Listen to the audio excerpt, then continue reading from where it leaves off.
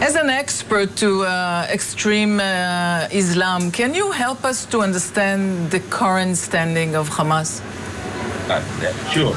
The current standing in Hamas is very clear in the first part of its charter or constitution, as some people call it. The first part of it is a sort of obligation to annihilate or kill every Jew. And that is the main core of thinking of a group like Hamas.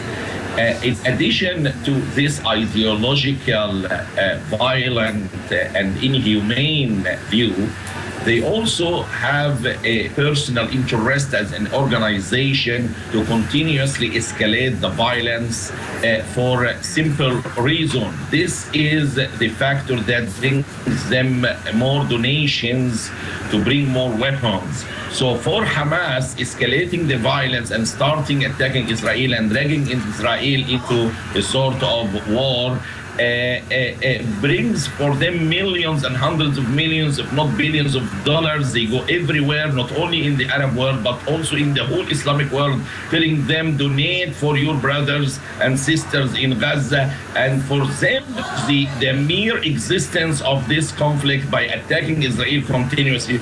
So that's why they always try to keep the problem. They never try to solve it.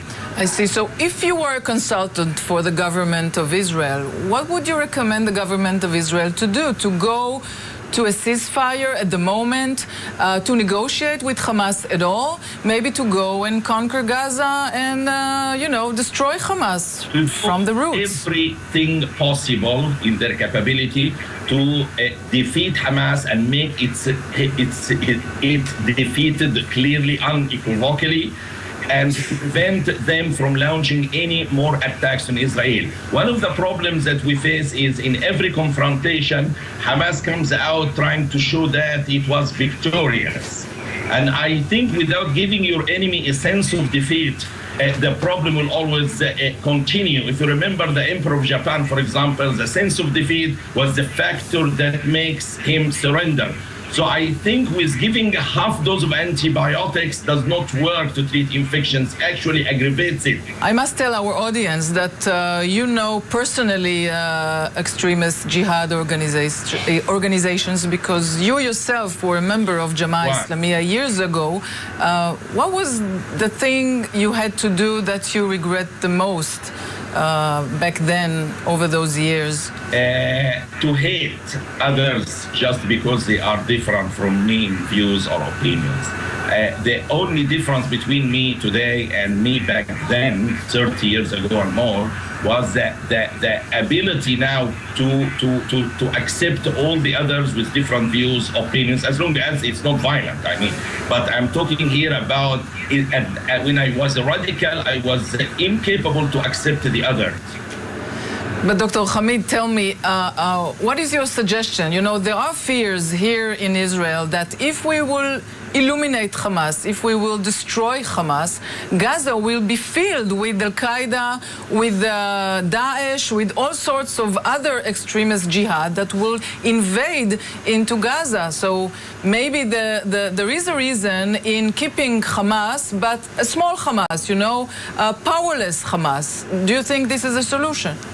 It can be a temporary solution until you find a way to support the opponents of Hamas, like the Palestinian Authority or other groups, who can replace them or conduct free elections whereby people themselves reject Hamas in front of the... But they elected Hamas. 75% of the Palestinians in Gaza elected Hamas just a couple of years ago. Why would it change now?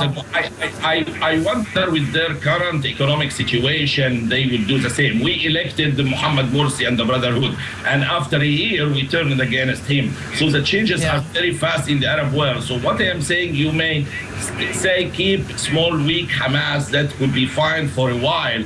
But I think on the long term, there is a need for another power to replace them, or if they accepted to change their ideology completely and change their charter to be able to accept to live with the other, not either me or you, me and you. I see. Dr. Hamid, you were in contact in the past with Ayman al-Zawahiri, is it true? Yeah. Yeah, I met with him only a few times in my life. In the medical school, we used to have a mosque.